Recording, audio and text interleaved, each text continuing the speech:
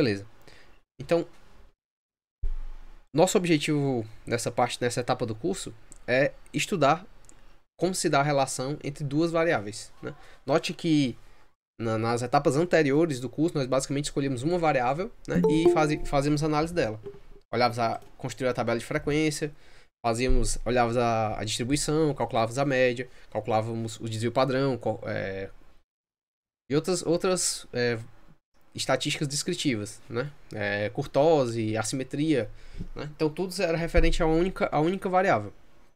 Já aqui, nessa etapa do curso, nós nos interessamos em medir a relação de uma variável com outra, certo?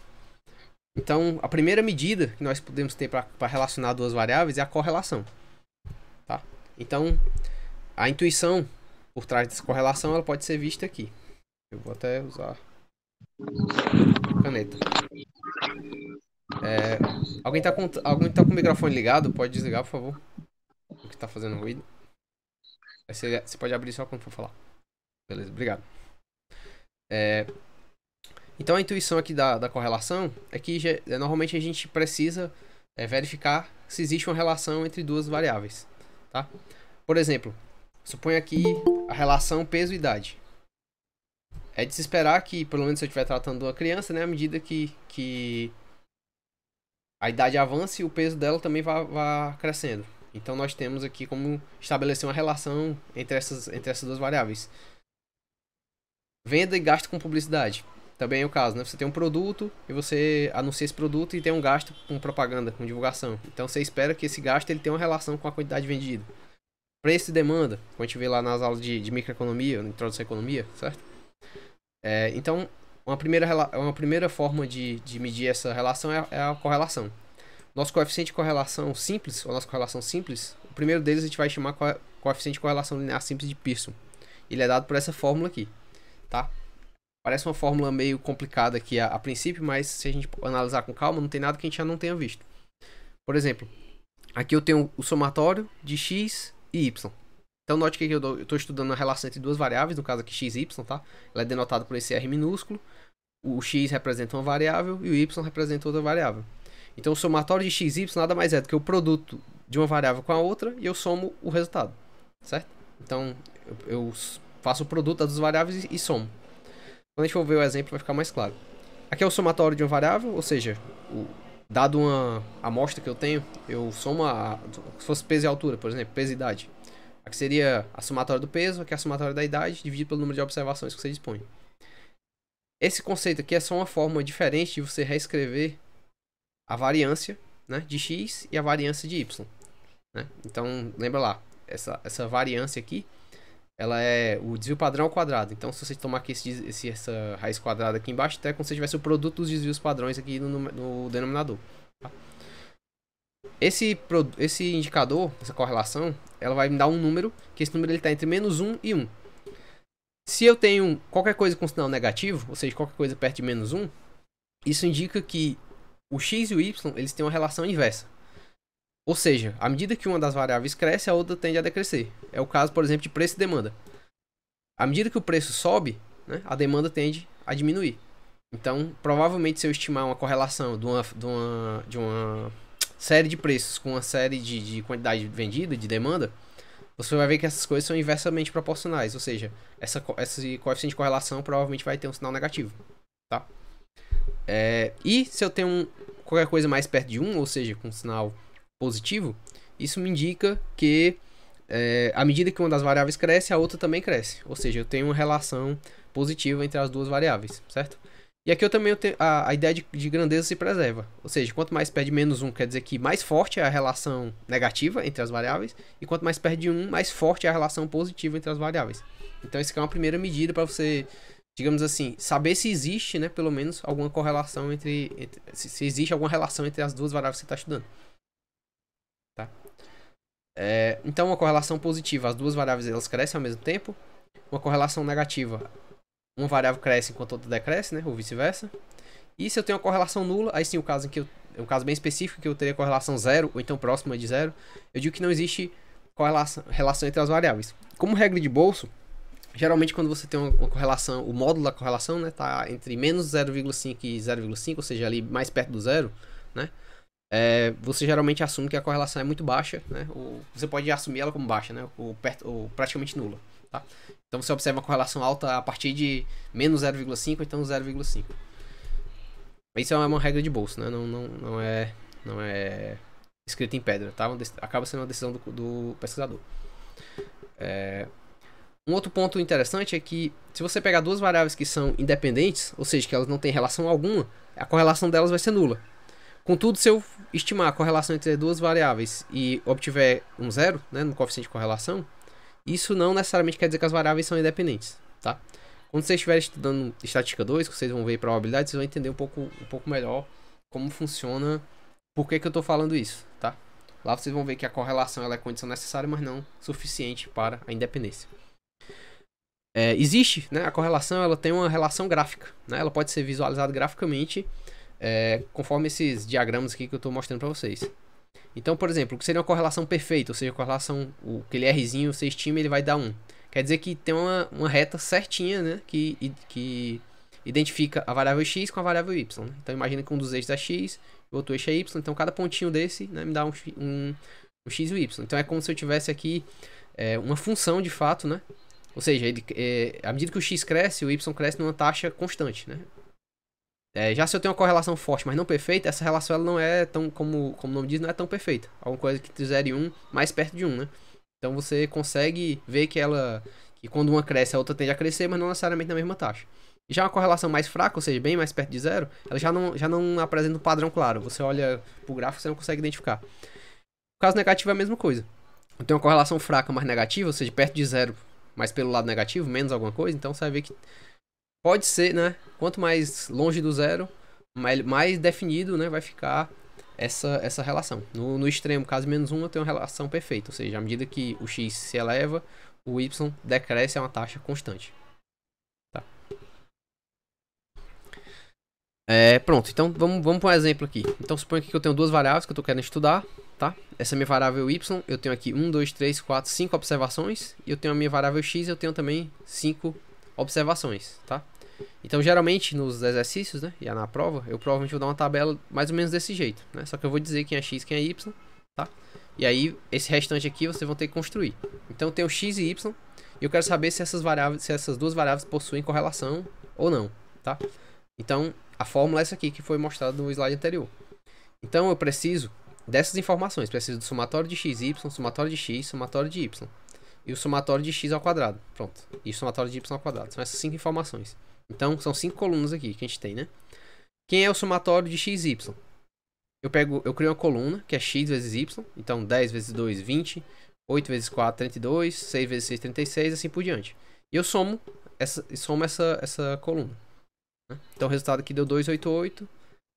Né? 288 aqui.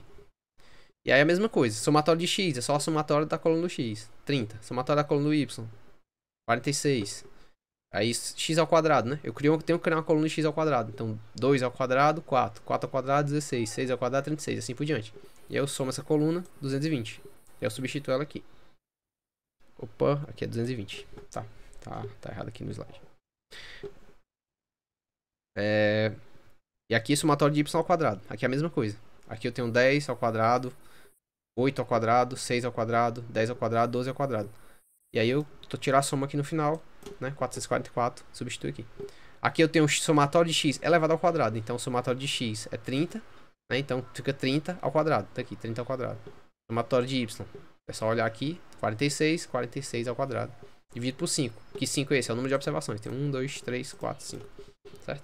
Então, note que é só substituição de fórmula, tá? Inclusive eu até vou ver se no dia da prova eu deixo já essa tabela pronta pra vocês. Pra vocês não perderem tempo fazendo isso aqui na hora da prova, né? Porque o que importa de fato é vocês, sei lá, vocês calcularem esse indicador e interpretar, principalmente.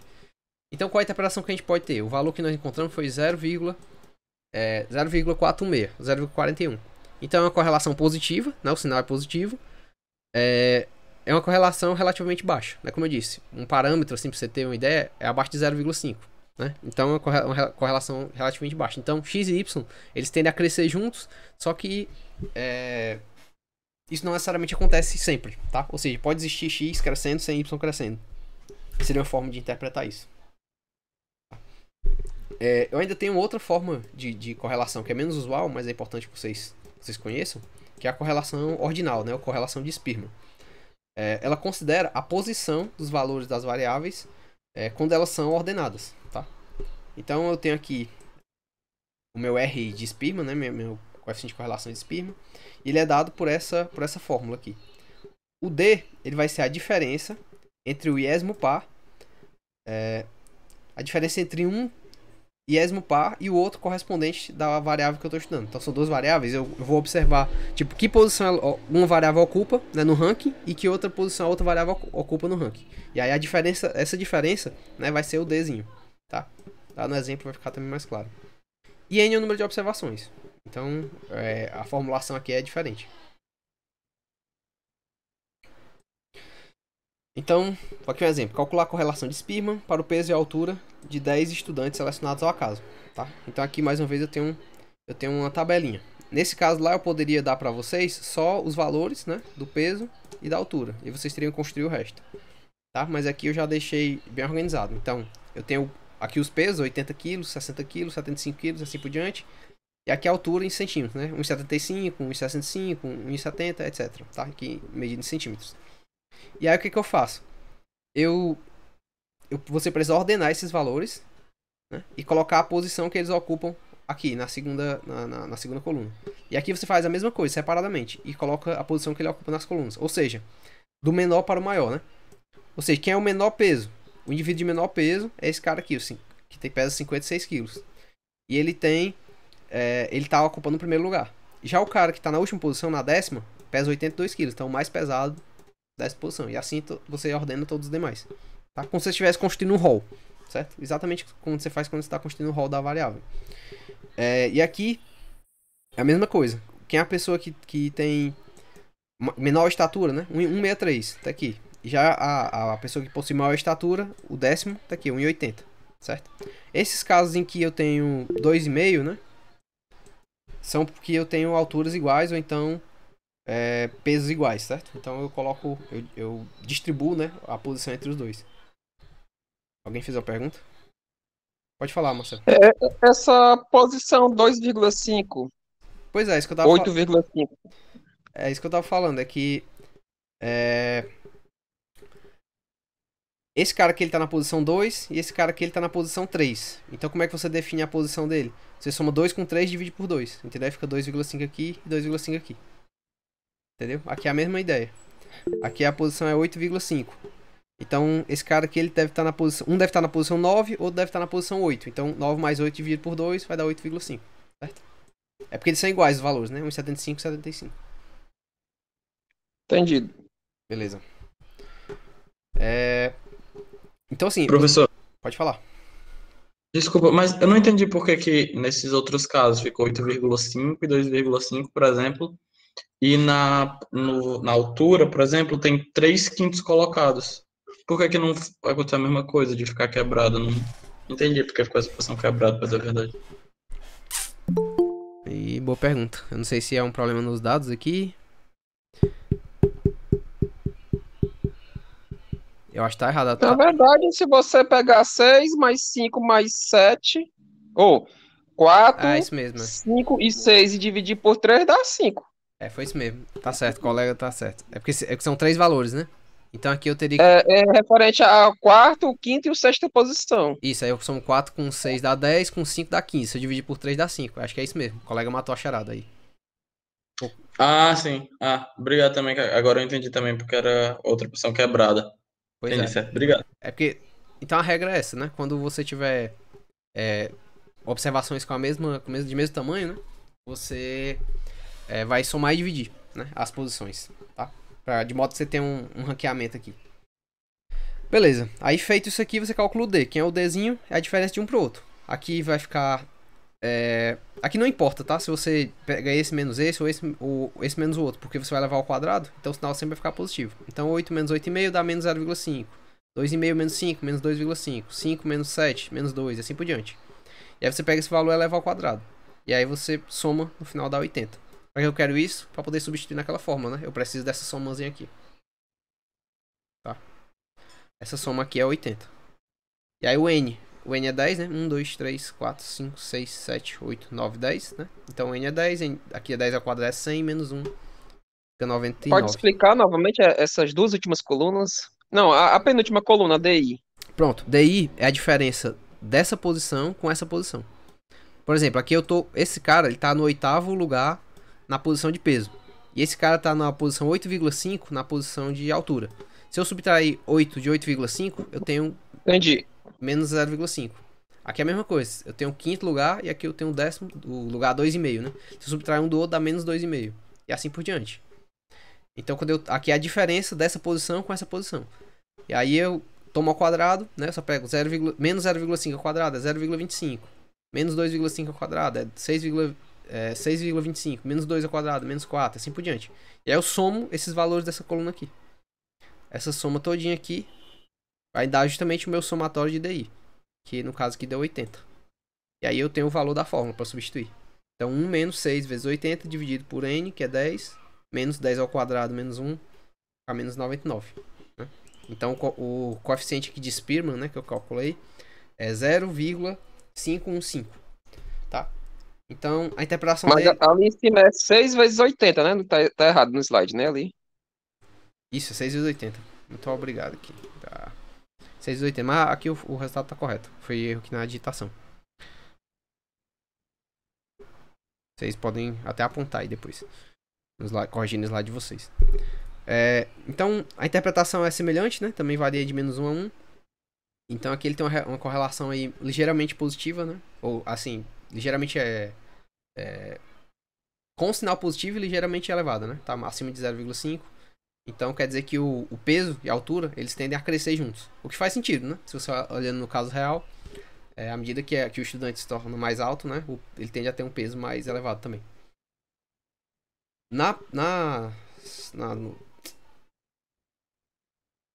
Nas aulas seguintes a gente vai ver como é que eu posso calcular essa taxa, né, de crescimento. Ou seja, quanto se eu aumentar 1 centímetro de altura, quanto é que isso me reverte em peso, etc.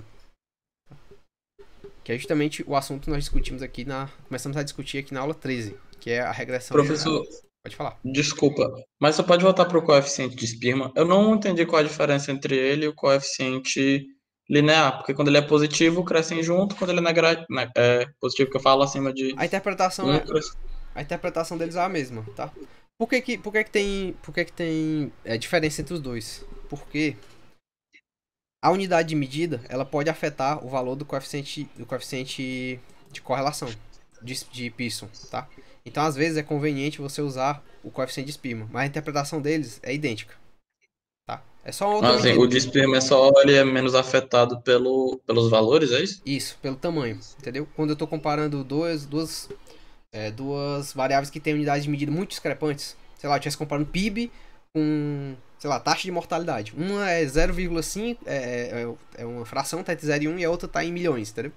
Então, isso pode acabar distorcendo aquelas somas. Aquela soma vai dar um valor muito elevado. Já quando eu olho para a posição, isso não acontece, tá? Então, eu tenho uma vantagem aqui em usar o coeficiente de Spearman. Mas assim, de fato, ele é bem menos utilizado, tá? Mas assim, é bom vocês saberem que existe. Ele é como aqueles outros coeficientes que a gente tratou lá. Não tinha vários coeficientes para medir assimetria, curtose, né? Ele é só mais um coeficiente. A interpretação dele é semelhante a outro, certo? Certo, obrigado. Beleza. Então, pronto. Beleza, então agora sim, regressão linear. A regressão linear, ela é um refinamento da correlação, tá? Basicamente, ela me permite descrever através de um modelo matemático por enquanto simples, né? Como se dá a relação entre essas variáveis. E eu faço isso a partir de uma amostra, né, com um determinado conjunto de observações dessas duas variáveis. Tá? Então, qual é a ideia? A ideia é o seguinte, olha, eu vou dizer que y ele é uma função de x. Ou seja, existe uma relação aqui entre x e y, e essa relação ela se dá de modo que à medida que x é afetado, y é afetado em uma determinada taxa. Esse aqui é a nossa margem de erro, né? Ou seja, o y não depende só do x, ele depende também de outras variáveis que eu não vou considerar na análise, então eu vou incluir esse termo de erro e vou assumir que ele é desprezível. Tá? Então ele capta todas as influências, né? O ezinho, ele capta todas as influências sobre y que não são derivadas de x. Tá? Então, beleza, vamos para um exemplo aqui. Um exemplo não, vamos para uma ilustração, né?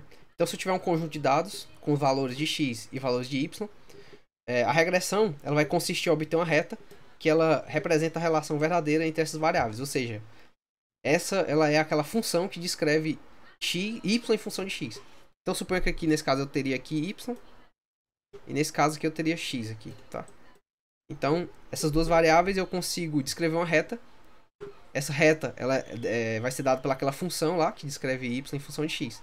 Tá? Então note que é bem parecido com o próprio conceito de correlação. Né? Ela só faz formalizar, digamos assim, a função que descreve essa relação entre as duas variáveis. Nesse caso eu assumo uma função em particular. No caso da regressão linear. Né? Ela tem a forma de uma função linear. A função linear, vocês vão lembrar que ela é basicamente composta por dois coeficientes. Um coeficiente que eu chamo de coeficiente linear e outro coeficiente que eu chamo de coeficiente angular. Esse cara aqui, ele me diz o que acontece com o y quando o x for zero. E esse cara aqui, ele me diz como o y varia quando o x varia. Certo? Então, vamos aqui para um exemplo. Então, suponha que você está estudando determinado fenômeno e quer saber a relação aqui entre duas variáveis. Sei lá, peso, altura. Ou você pode escolher aí quaisquer duas variáveis que sejam do seu interesse. E aí você faz uma amostragem. Então tem aqui um conjunto de 1, 2, 3, 4, 5, 8 pontos. Tá? Então cada ponto desse ele tem uma coordenada de y, né? Coordenada de y e tem uma coordenada de x. Né? Então eu tenho um parzinho, x e y, para cada ponto desse. E aí o que acontece? Eu quero achar essa reta, né? Que ela é dada por essa expressão aqui, a expressão linear. Para isso eu preciso encontrar quem é o A e quem é o B. O A, vocês vão saber, é o cara que está bem aqui. Ou seja, que é justamente o Y quando o x for igual a zero. E o B, ele é dado pela inclinação dessa reta aqui. Tá? Opa, alguém pedindo para entrar. Então, a distância. Então pronto, uma vez estabelecida essa reta, tá? A distância de cada ponto para a reta é a nossa margem de erro. Que é esse Ezinho aqui que eu tenho, tá? Ou seja, a distância da verdadeira observação, da observação que eu verifico e a observação que é prevista pelo modelo, ela tem uma margem de erro. A margem de erro é dada por esse tracinho pontilhado preto aqui. Então o que acontece? Eu vou precisar escolher o A e o B de modo que esse erro seja o menor erro possível. Tá? Tá aqui uma legenda para vocês. Então, na equação de reta, o A, ele, como eu disse para vocês, ele é o ponto em que a reta encosta no eixo do y. E já o B, o coeficientezinho B, ele é dado pela inclinação dessa reta. Mas o que é a inclinação dessa reta? Ele é a tangente desse ângulo aqui, ó. Esse ângulo, ele é formado por uma reta paralela que é o eixo do x, né? Eu só faço subir ela aqui. E eu formo um triângulozinho retângulo. Aí vocês vão lembrar lá da trigonometria lá que vocês estudaram. Ou então do próprio conceito de derivado, não sei se vocês já viram isso. Que a tangente desse ângulo vai ser nada mais do que a variação y dividido pela variação x. Certo? Então o nosso bzinho ele vai representar exatamente quanto varia y, dado quanto x varia. Certo? Agora, como é que eu encontro o a e o b? Nós vamos recorrer ao que a gente chama de ajustamento do modelo. Então, primeiro eu vou definir um y chapéu. Esse y chapéu ele vai ser o y que é previsto pelo modelo. Ou seja, o y chapéu é o y que está em cima dessa reta aqui. Tá? E já o verdadeiro y é o valor dos pontos. Né? Ou seja, o verdadeiro y está aqui em cima das observações, né? O valor observado. E o y previsto é o y que está em cima dessa reta aqui. A diferença de um para o outro, como eu disse para vocês, é o erro de previsão, digamos assim, desse modelo.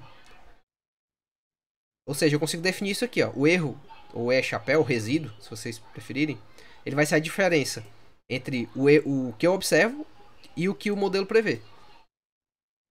Então o ajustamento do modelo vai ser o seguinte: eu vou escolher A e B, ou seja, os parâmetros do modelo, de modo que esse erro aqui seja o menor erro possível. Que eu obtenha o menor erro possível. E para isso nós vamos utilizar uma técnica que para quem é da economia vai acompanhar vocês aí até o fim do curso. Vocês vão estudar ela em profundidade aí na cadeira de econometria 1, que são os mínimos quadrados ordinários. Então basicamente é o seguinte: eu vou escolher A e B tais que essa soma aqui, que é a soma dos erros ao quadrado, ou seja, quem é o erro, né? Cada erro para cada observação que eu tenho, a distância do que o modelo previu e do que eu estou observando de fato, né? Para cada unidade da amostra. Então eu pego essa diferença, levo ao quadrado e somo tudo. E aí eu tenho essa soma aqui, tá? Eu vou escolher A e B. Lembra, A e B vão definir Y chapéu. Então eu tenho, dependendo dos valores que eu escolher para A e B, esse valor muda, logo o erro também muda, né? Então eu vou escolher A e B de modo a minimizar esse cara aqui. Tá aqui a ideia, né? O somatório do erro ao quadrado ele vai ser o somatório de y menos y chapéu ao quadrado, ou seja, do valor real menos o valor previsto ao quadrado. Se eu substituir y chapéu aqui, eu tenho que o somatório do erro ao quadrado vai ser o somatório de y, o verdadeiro y, menos a menos bx, que é o modelo que eu postulei. Isso tudo é elevado ao quadrado. Então eu tenho que minimizar essa função escolhendo a e b. Tá? Para encontrar o mínimo dessa função, eu tenho que derivar essa relação com respeito a A e B e igualar esse resultado a zero. Tá? Acho que vocês viram isso lá das cadeiras de matemática, acho que é cálculo 2, se eu não me engano. Vocês devem ter visto isso. Né? É uma função côncava, né? Ela é uma função assim. E aí o ponto de máximo, né, vai ser aquele em que a derivada, ou seja, a inclinação dela é zero. Né? Então eu acho o ponto de máximo derivando essa função e igualando a zero o resultado. Né? Então tá aqui exatamente o que eu fiz. Para me achar o valor de A, eu derivo essa função com respeito a A e igualo o resultado a zero. Então quem é a derivada disso aqui? Somatório de y menos A menos bx ao quadrado. Isso aqui é uma função dentro da outra, né? Isso aqui, ó, dentro. Isso aqui é uma função. E fora eu tenho outra função. Então, nesses casos, o que acontece? Eu derivo a função de fora e depois derivo a função de dentro e multiplico uma pela outra. Então, quem é a derivada de fora? É 2 vezes a função completa e isso aqui subtraído de 1. Né? E quem é a derivada de dentro? A derivada de dentro é menos A. A derivada de menos A, aliás, a derivada de menos A, né, que é o que está aqui dentro, é menos 1. Então, eu vou ficar com menos 2, né, esse 2 para frente. Somatório de y menos A menos bx elevado a 1 igual a 0. Se eu desenvolver isso daqui, ou seja, primeiro eu posso cortar esse menos 2, né? Porque como se eu dividisse dos dois lados por menos 2, não vai fazer diferença nenhuma, né? Então eu continuo só com esse pedaço. Se eu desenvolver esse parêntese, o que é que vai acontecer? Aqui vai ficar somatório de y menos... Quem é o somatório de A? O somatório de A, como A é uma constante, né? É n vezes A. Então menos n vezes A vezes... O somatório de bx, como b é uma constante, ele sai do somatório. Então fica menos b, somatório de x igual a 0. Então eu passo esse NA para um lado e passo todo o resto para o outro lado. Então eu vou ficar aqui NA igual ao somatório de y menos b, somatório de x. E aí, por fim, eu derivo A. Então o A do meu modelo, que minimiza essa função, vai ser somatório de y sobre n menos b, que multiplica o somatório de x sobre n. Ou seja, a média de y menos b vezes a média de x. Então, note que para eu poder encontrar, eu tenho que saber quem é o B. E aí vem a segunda parte. Agora eu vou derivar aquela mesma função com respeito a B, igualar a 0. A derivada é bem parecida, né? Só que a diferença eu derivo a função de fora, né? O 2 passa pré-multiplicando, tá aquele. E eu derivo isso aqui, y menos A menos bx com respeito a B. Então, menos bx... A derivada de y é 0, né? Não tem b. Menos a também é 0, não tem b. E quem é menos bx, a derivada aqui com respeito a b, ela é igual a menos... no caso, ela vai ser igual a menos x. Né? Então, o menos está aqui e o x está aqui fora. Para multiplicando. Isso aqui tudo igual a 0. Tá? Mais uma vez, eu posso dividir por menos 2 lados, por menos 2 dos dois lados. Né? E aí eu continuo só com esse pedaço aqui da função. Tá? Agora englobando o x, porque o x está dentro do somatório. E aí eu faço a mesma coisa. Eu passo esse x multiplicando e aplico o somatório em todo mundo. Então fica o somatório de x e y, né? X multiplicando y aqui. Menos a somatório de x. Né? Aqui tem o produto de a contra x, né? Então menos a somatório de x. Menos b somatório de x ao quadrado. Que é esse x com esse. Tá igual a 0. E aí eu manipulo para um lado, passo para um lado, passo para o outro. Até ficar só com b. Tá? Vou pular aqui que eu já expliquei direitinho. Tá. Vou manipulando, né, de um lado do outro até chegar em B. Aí pronto, eu chego no resultado final. Então o nosso B, ele vai ser igual ao somatório de x e y, menos somatório de y, somatório de x, sobre n, dividido por somatório de x ao quadrado menos somatório ao quadrado de x sobre n. Eu posso usar essa notação para descrever esses termos aqui do numerador e denominador, tá? Então, o s de xy é igual a essa expressão daqui de cima. E o s de x é igual a essa expressão aqui de baixo. Tá? Então, beleza. Derivado esse termo aqui, nós podemos aplicar, né, a regressão linear simples estimada por mínimos quadrados ordinários. Antes disso, eu fiz essa demonstração aqui só para mostrar uma coisa para vocês. Foi o que eu fiz. Eu peguei aqui, né, aquela mesma expressão que nós encontramos no slide anterior, né, para B. Eu dividi em cima e embaixo por esse raiz quadrada desse negócio todo aqui. E aí, só para mostrar para vocês o seguinte, esse pedaço de cima, ele é exatamente o nosso coeficiente de correlação de Spearman. Spearman não, desculpa, de Pearson. E esse pedaço de baixo aqui, se você fizer algumas manipulações, ele vai ser o desvio padrão de x dividido pelo desvio padrão de y. Então eu consigo, se eu tiver, prestem atenção nisso aqui, tá? Aqui possivelmente vai estar lá no meio da prova de alguma maneira. Se você tiver o coeficiente de correlação entre os dois, eu tiver como calcular, tiver o desvio padrão de um e o desvio padrão de outro, você consegue chegar no termo B, certo? Então, às vezes, se eu não lhe der os dados, mas lhe der essa informação aqui, você seria capaz de obter o nosso coeficiente angular, certo? Como eu digo, vocês não precisam se ater, no caso da prova especificamente, a dedução do modelo, tá? Isso aí vocês vão ter bastante tempo para explorar mais adiante. Nesse caso, eu quero só que vocês apliquem esse modelo, né, para as situações que eu vou apresentar. Para eu saber se eu tenho como saber, né, se esse modelo que eu estimei ele tem um bom poder explicativo ou não. Ou seja, como assim? Será que x? Eu disse para vocês que nem toda variação de y ela é explicada pela variação em x. Exatamente por isso que a gente tem um termo de erro. Por isso que aquela linha ela não passa exatamente em cima dos pontos. Ela passa a uma certa distância daqueles pontos. Justamente porque existe um erro. Esse erro se deve a outros fatores que afetam y que não x. A questão é, quanto x afeta y? Será que ele afeta em uma proporção relevante? Isso você consegue obter, né, avaliando a qualidade do ajuste do modelo.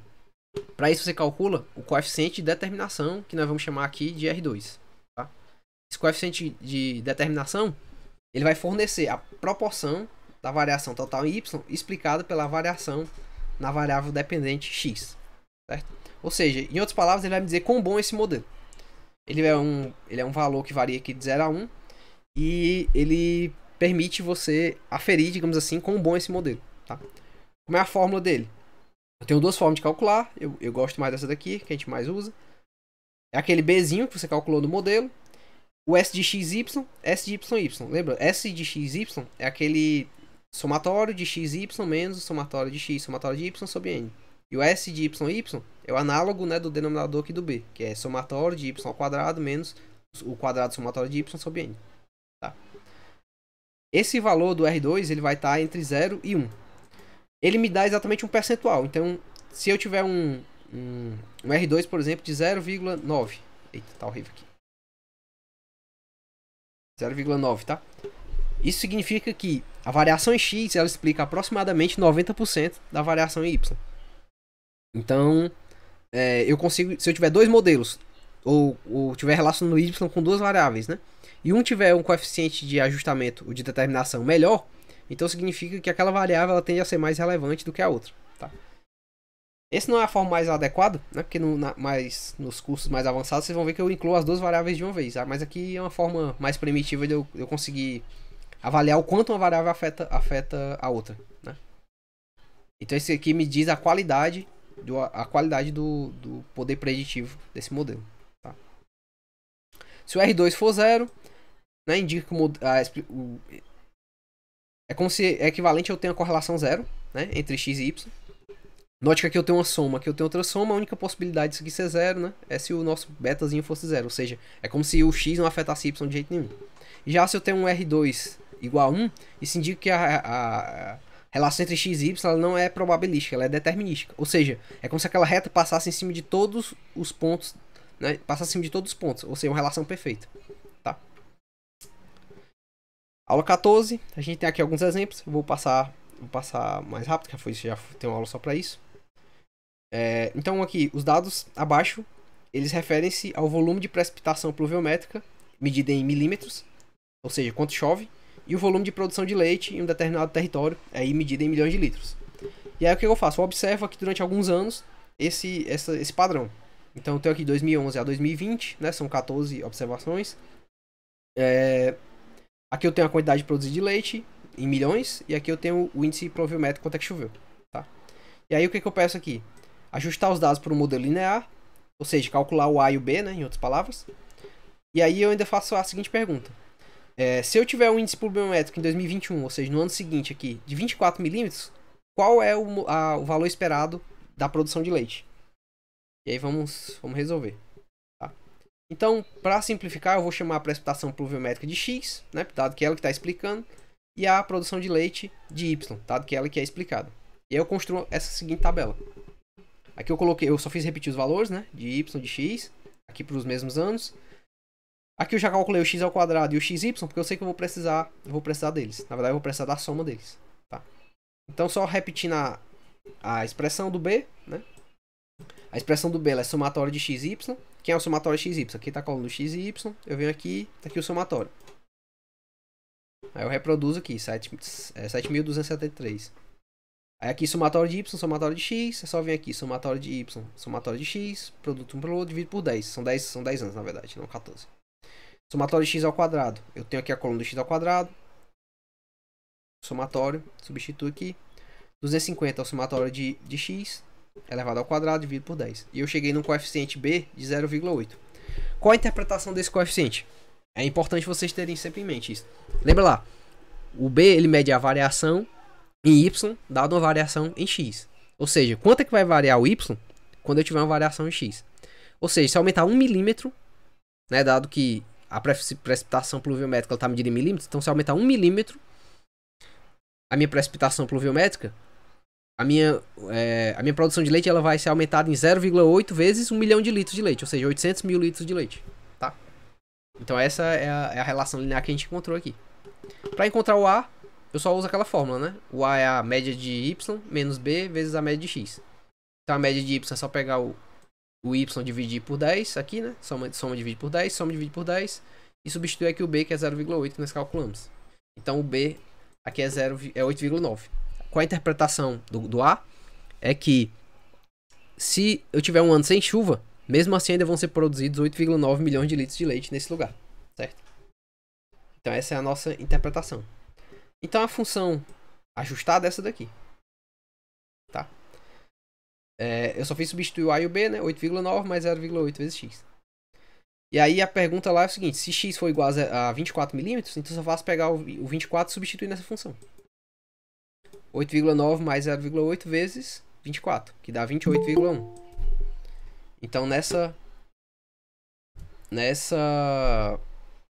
localidade aqui, né, seria produzido lá 28,1 milhões de litros de leite nesse ano. Certo? E aí o segundo exemplo, uma empresa está estudando como varia... Alguém quer falar? Pode falar. Professor, eu ia só perguntar uma coisa. No caso anterior, quando o senhor dá essa resposta aqui de 28,1, não leva em consideração aquele E, Não, que era tipo o valor que alterava? é porque na verdade assim, para a construção do modelo de regressão linear, você assume, fica implícito, né? Mas assim, você assume que você despreza aquele erro, tá? Você assume que ele é zero. É um pouco arbitrário agora, mas assim, quando você for estudar nas cadeiras de econometria, vai ficar mais claro porque que a gente faz isso. Mas assim, a princípio, o que a gente tá fazendo é tá desprezando o erro. A gente tá considerando só o valor predito pelo modelo certinho, tá? Certo, ok. Então a gente assume que o erro é zero. Beleza. Tá. Então, tem uma empresa, ela está estudando aqui como é que se comporta a demanda pelo produto que ela está vendendo frente à alteração no preço. E aí ele quer que eu mostre que a demanda ela decresce linearmente com o acréscimo no preço. Tá? Então ele dá aqui mais uma vez as unidades vendidas, o preço por unidade. E aí o cálculo é bem parecido, né? Eu só fiz chamar a minha variável dependente, que no caso é a demanda, né? A quantidade vendida, que é o preço. Chamei um de y de x, calculo x ao quadrado xy. Tá? Isso aqui é só uma forma de organizar, né? E calculei aqui a soma deles no final. Substituindo na mesma fórmula, da forma que a gente fez anteriormente, a gente chega a um coeficiente B de 2,19. De menos 2,19. O sinal negativo me indica que, note lá, o B me diz quanto varia Y dado uma variação em X. Ou seja, se o preço, né, aumenta, sei lá, R$1, então quer dizer que a quantidade vendida de Y vai reduzir em 2,19 unidades em média, certo? Ou seja, eu provei que a relação é negativa entre um e outro. Isso aqui seria, digamos assim, como vocês viram, né, isso aqui é quase equivalente a uma correlação negativa, né? A interpretação é bem próxima. Tanto é que o B é a correlação dividida pela razão dos desvios, né? Então, só aqui já teria matado a questão. Mas aí a gente calculou o A, né? O sinal negativo mostra que o aumento de R$1 reduz as vendas em 2,19. A gente calculou A só para poder... Só por fins didáticos, né? E aí você chega na produção final. Para calcular o A, mais uma vez, é só substituir na fórmula aqui, né? O X barra, o X barra, Y barra e o Bzinho que a gente acabou de obter, que é menos 2,19. Aqui é menos com menos, então fica positivo, né? Aqui.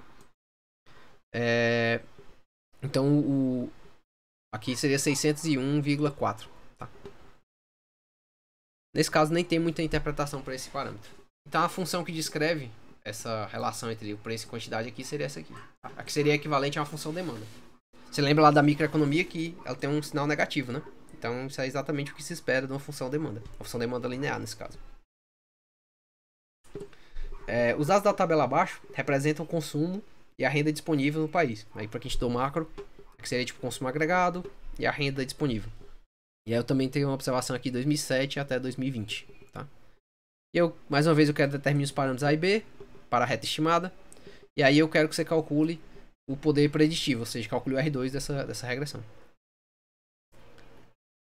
Então, construir uma vez a tabela, só é maior, né? Mas é a mesma coisa. Inclusive aqui só um parêntese, né? Se vocês...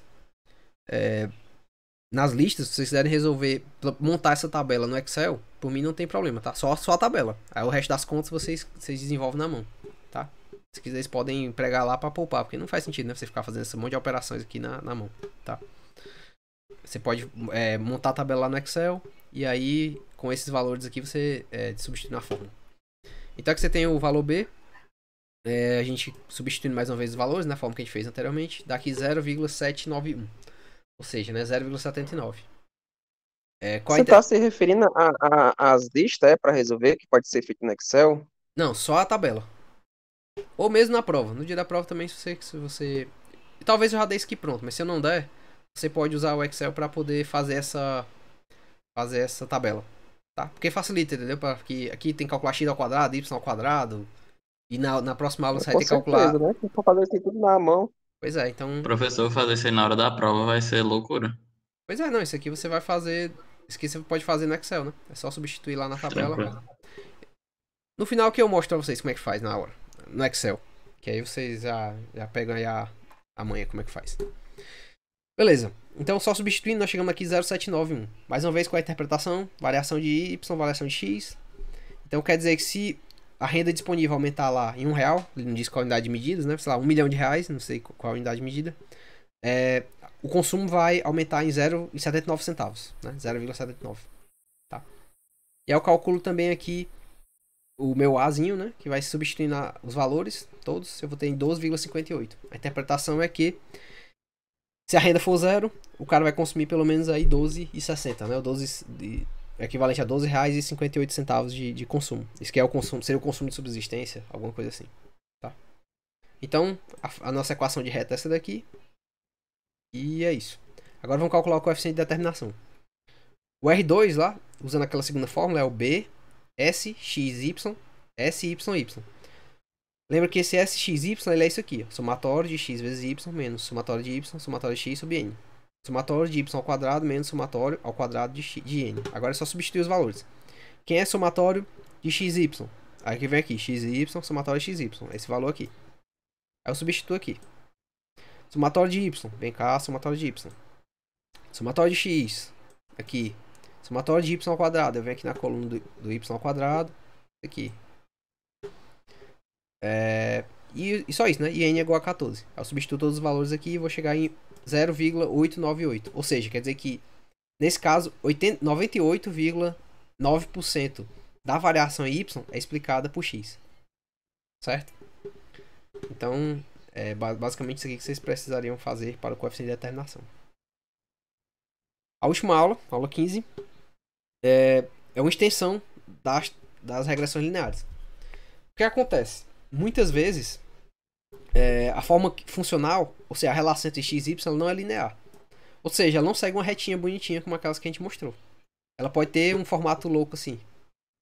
Tá? Ou seja, aqui tem um x, aqui tem um y, aqui tem um x. Em vez de ser uma retinha, ela é um negócio, uma curva. Tá? Isso inclusive é bem frequente. E aí o que acontece? O sistema de regressão linear que a gente ensinou só serve para o caso como o próprio nome diz, de regressões lineares, ou seja, de funções lineares. Então o que a gente pode fazer? A gente pode fazer uma transformação nessa função para que ela vire uma reta. Basicamente é isso que a gente pode fazer. Então a gente diz que a gente está fazendo uma transformação linear nesse modelo. Tá? Ou seja, fazer com que o modelo fique linear. Porque uma vez que ele fique linear, a gente pode usar essa técnica de regressão linear que a gente acabou de mostrar. Tá? Então alguns exemplos de transformações lineares. Vou mostrar 3 aqui para vocês. Tá? A primeira delas é a função potência. Ou seja, em vez do y ser igual a a mais bx, ele vai ser igual a que multiplica x elevado a beta. Aqui eu preciso estimar esse cara e esse cara. Né? E o que eu faço? Tá aqui o formato dela. Ela não é uma reta, ela é uma curvinha ascendente. Se eu aplicar o logaritmo dos dois lados dessa função, eu vou chegar nisso aqui, ó. Log de y, né? O log desse lado. E aqui vai ser o quê? Log de alfa x beta. Aqui é o produto de dois termos. Então aqui vai ser o log do produto é igual a soma. Então aqui é log de alfa, tá aqui log de alfa. E aqui é o log de x elevado a beta. Quando eu tenho um log de um termo elevado a outro, né? Esse termo do expoente ele desce pré-multiplicando. Então aqui beta vezes log x. Então essa função, note que ela ficou linear. Aqui se eu chamasse aqui de A, isso aqui de B. Opa, eita, tá horrível aqui a caligrafia. Se eu chamasse aqui de A, isso aqui de B, isso aqui de, sei lá, um outro x, x2. E aqui um outro y2, eu tenho uma nova equação, tá? Eu tenho uma nova equação. Então é como se ela fosse linear. Então quando eu aplico log, o que acontece? Ela se lineariza. E aí o que eu faço? Eu pego essas variáveis transformadas e estimo uma regressão linear com elas. Tá? Esse caso específico aqui, em que eu tenho um log no x e log no y, o beta ele tem uma interpretação particular. Na regressão linear simples, né, o beta ele é a variação em y dada uma variação em x. No caso da função log-log, né, que é quando eu tenho log no y log no x, o beta ele é a variação percentual em y dada uma variação percentual em x. Tá? Esse conceito em economia a gente chama de elasticidade. Então vocês lembram lá, elasticidade e renda. Quanto que a demanda de um bem varia conforme aumenta a renda do consumidor. Ou então elasticidade de preço. Elasticidade de preço cruzada. Né? Quanto é que a demanda para um bem varia quando eu tenho uma variação no preço de outro bem. Com o qual ela é substituto, complementar. Né? Vocês veem isso lá na cadeira de introdução à economia. Tá? Então essa é a interpretação aqui. Você consegue obter a elasticidade por meio dessa formulação. Tá? Então um exemplo aqui. Eu tenho aqui esse conjunto de dados. Eles se referem às vendas de um determinado produto. No caso aqui 1000 unidades. E o gasto com propaganda em milhões de reais. E eu quero determinar uma regressão desse formato aqui. Então beleza. A primeira coisa que eu faço é fazer a transformação. Eu vou reescrever ela desse jeito. Então eu aplico o logaritmo, né, e transformo ela em log de y igual a log de alfa mais beta log de x. Então aqui é como se eu tivesse uma nova regressão. E aqui eu estimo da mesma forma que eu estimava antes. Então eu preciso saber quem é log de y, quem é log de x, né? Tá aqui o log de y, log de x, então eu criei uma coluna. Eu peguei 20.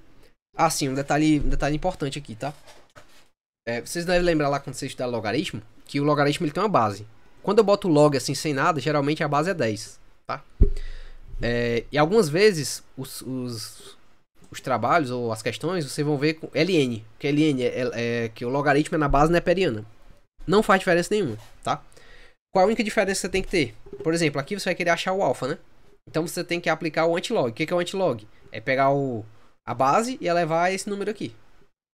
Então, se a base for 10, você vai ter que pegar 10 elevado a esse log aqui. Já se eu estiver tratando com LN, eu vou pegar o E, que é o número de Euler, e vou elevar esse número aqui. Que é a mesma coisa exponencial desse número aqui. Tá? Então, só tome cuidado.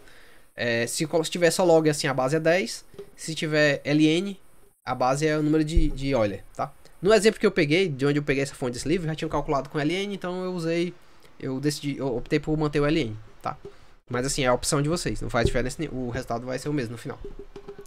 Então assim, calculei uma coluna pro LN, calculei uma coluna pro LX, pro log de X, né? Tá aqui log de X, log de Y.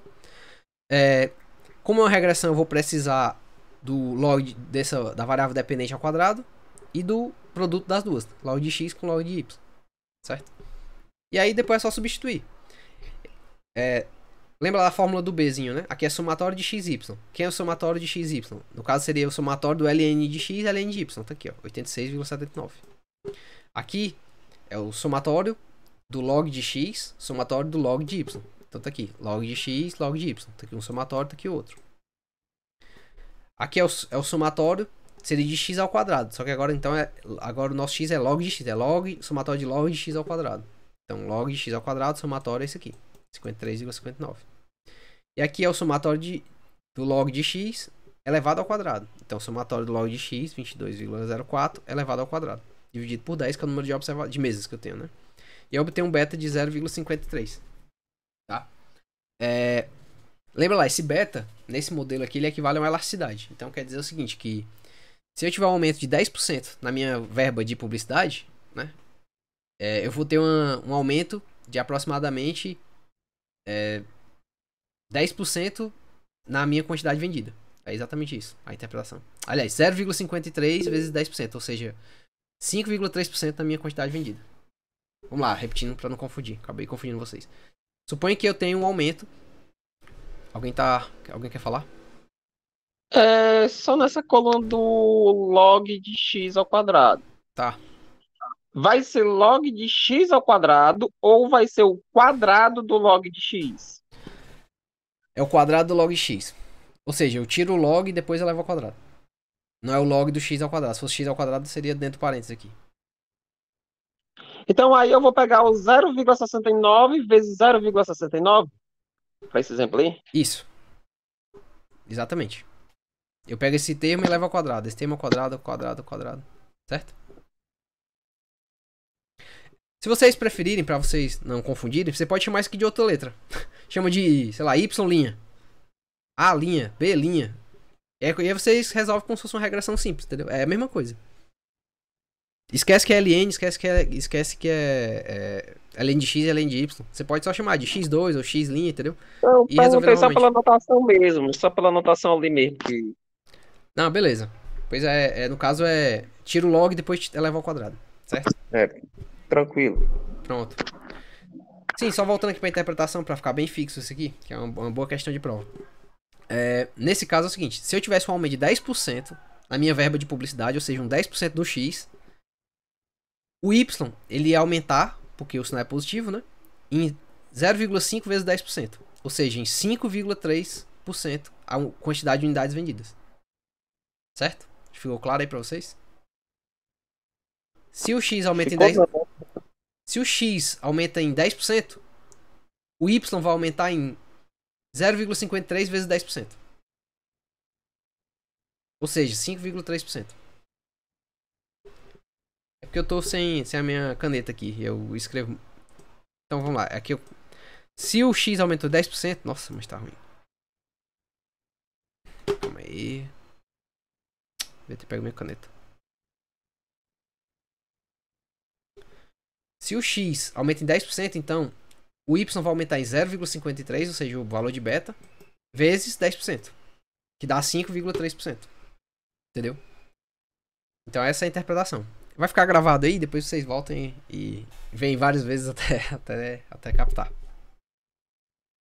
E o valor de alfa é só resolver da mesma forma, substituindo, no caso, a média do log de y e a média do log de x. Aí você substitui aqui 2,26. Tá? Então, você encontra aqui, o nosso alfa é 2,26, nosso beta é 0,53. Tem aqui uma segunda transformação que eu posso fazer, que é a exponencial, ou seja, eu escrevo y como sendo alfa, beta elevado a x. Ele tem esse formato bem acentuado aqui. Por isso que o nome é exponencial, né? Ela cresce exponencialmente, ela cresce taxa sobre taxa, digamos assim. Tá? Então, se a relação entre os dados tiver essa cara, né, eu posso modelar ela por essa função. E aí a brincadeira é a mesma. Aplico log e ela vira uma reta. Quando eu aplico log de y, aqui fica log de y. Aqui é um produto, fica log de A mais log de B elevado a x. Aqui fica log de beta e aqui fica o x, só ele. Certo? E aí eu tenho um segundo exemplo. Os dados eles refletem aqui o índice geral de preço no Brasil de 58 a 67. E eu quero que você ajuste eles por essa função. É função exponencial. E até aqui eu construí a tabela da mesma forma, de forma semelhante à anterior. Aqui é o seguinte. Aqui ele não fala quem é o x, tá? Nesse caso, eu quero uma regressão que a gente chama de regressão contra uma tendência ou regressão contra o tempo. O x é o próprio tempo, tá? Então o x aqui eu coloco uma tendência de números crescentes. Ou seja, 1, 2, 3, 4, 5, 6, 7, 8, 9, 10. Certo? Isso aqui equivaleria ao primeiro ano, segundo ano, terceiro ano, quarto ano, quinto ano, sexto ano, e aqui é os valores da inflação, o índice de inflação. Foi 229, 316 e assim por diante. Tá? Então, vamos lá. O y, eu tenho que fazer a transformação, aplico lá o log e chego nessa funçãozinha linearizada. Então agora eu tenho que estimar esses parâmetros. Log de y tá aqui, calculei log de y. Aqui eu não vou usar log de x, porque o meu x não está em log, né? Então eu só faço x ao quadrado e o produto dos dois, x com log de y. Certo? E aí substituo na equação. Note que aqui o que eu estou estimando é o log do b. E não o b, né? Não o beta, desculpa. O que eu estou estimando é isso aqui, log de beta. Então log de beta ele vai ser igual ao somatório de x e y, somatório de x, somatório de y, sobre n, somatório de x ao quadrado, somatório de x, o quadrado do somatório de x dividido por n. Certo? Isso aqui vai dar um log de beta igual a 0,18. Como é que eu faço para chegar de 0,18 e voltar pro beta? Eu pego 10 e elevo ele a 0,18. 0,18. Desculpa a letra, mas é porque tô com o mouse aqui. Então se eu pegar o 10 e elevar ele a 0,18, isso que é o antilog, né? Isso daqui. Eu volto pro beta original. E o beta original vai dar, se você fizer essa conta, aí vai dar 1,53. 10 elevado a 0,18. Ou seja, 10 elevado ao log de beta que você encontrou. Tá? Lembra lá, se aqui fosse LN, se você tivesse, em vez de aplicado o log na base 10, tivesse aplicado o log na base neperiana, em vez de ser 10 aqui, era o número de Euler, né? Aquele 2,53, etc. Tá? Então, sempre que você usar o logaritmo, né? Geralmente quando você bota log no Excel, ele calcula na base 10, se você bota LN, ele calcula na base de Euler. Vou já mostrar pra vocês no Excel. O alfa é a mesma coisa, né? Aqui eu tô calculando log de alfa, é só substituir na fórmula. Aqui é a média do log de y menos 0,18 vezes a média de x. E aqui eu tenho um log de alfa de 2,1. E aí para eu voltar do log de alfa para alfa, é só pegar 10 e elevar a 2,1. E aí eu chego em 124,8. Certo? A última transformação linear é a função hiperbólica. Basicamente o y é igual a 1 sobre alfa mais beta x. A cara dela tá aqui, ó, ela também é uma função ascendente. Y é igual a 1 sobre a mais b, né? Cara bem parecida. E a transformação aqui é só inverter ela, né? Eu inverto os dois lados e fico 1 sobre y igual a alfa mais beta x. E ela também fica linear. Tá? Ela tinha esse formato, agora passa a ser linear. E aí esse cara aqui é só como mais uma vez, é só considerar ele como sendo uma nova variável. Um novo y. Tá? E aí eu faço a mesma brincadeira. Então um exemplo. Os dados a seguir medem os preços e quantidades procuradas por um determinado artigo. E eu quero que você ajuste para uma função hiperbólica. E aqui eu tenho o x e o y. Eu vou precisar do 1 sobre x. A minha transformação é essa, né? 1 sobre y é igual a alfa mais beta x. Então, eu preciso desse cara, 1 sobre y, tá aqui ele. eu peguei 1 dividido por 225, 1 dividido por 180, 1 dividido por 154, assim por diante. Chegou nesses valores. Tá. Eu preciso do meu x ao quadrado, né? Tá aqui ele. Eu peguei 10 ao quadrado dá 100, 12 ao quadrado dá 144 e assim por diante. Aí eu preciso do produto de x e y. Como y é 1 sobre y, então aqui é x equivale a x sobre y. Tá? Então equivale a pegar esse cara e dividir por esse. E dar esse valor aqui.